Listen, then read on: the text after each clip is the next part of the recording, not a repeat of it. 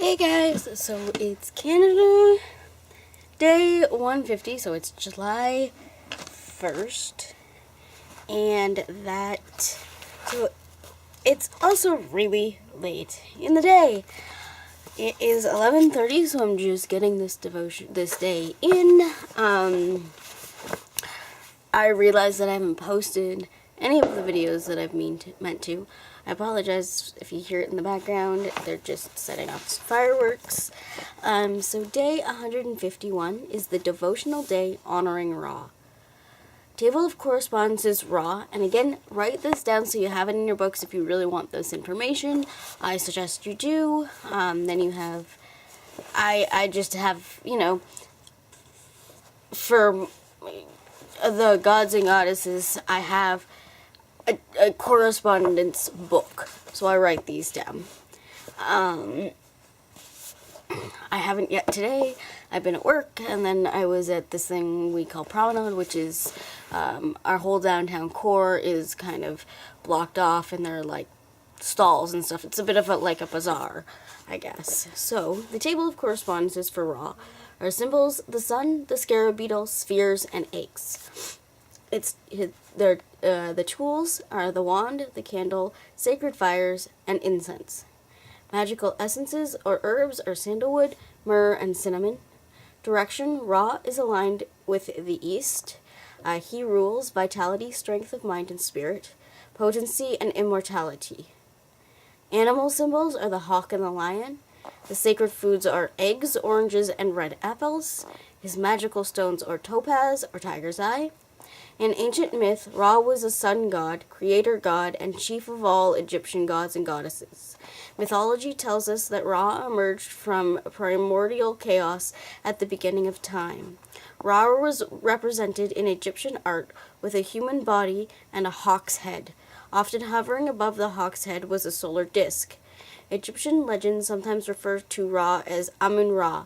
The word Amun is linked with the Egyptian word for the solar disk. Ra's depiction with the solar disk was meant to symbolize his qualities of endless vitality and enduring strength. Ra's name is also linked with the word Phra, which later became translated to Pharaoh. In fact, each pharaoh called himself a son of Ra. Whenever the queen became pregnant, she and the court believed it was Ra and not the king who impregnated her. The energies Ra brings to you are vitality, strength of mind and spirit, potency in all affairs, and physical or spiritual immortality. Ra's sacred symbols are the sun, the scarab beetle, spheres, and eggs. Ra's magical colors are of gold, yellow, red, and orange. His magical essences and herbs are sandalwood, myrrh, and cinnamon. The times of the day that you can easily evoke the presence of Ra are dawn and dusk. Eggs, oranges, and red apples are Ra's sacred foods.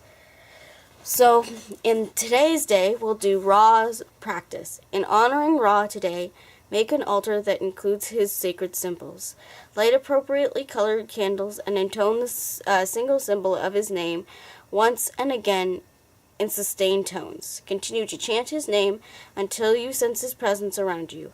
Once he has arrived, spend some time contemplating what it might mean to serve this aspect of deity. Ask Ra what it means to live life through his energy. Contemplate how you might live your life if you were an expression of the sun. Spend the day honoring this god by acting from the knowledge of your immortality. Now, I made the altar in advance, knowing that I wouldn't be here for this day. But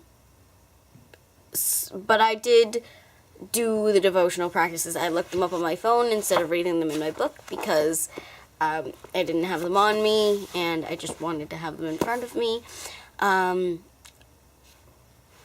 I did do this practice today. Even though it was a filled day, I was able to fit this in within the aspect of it.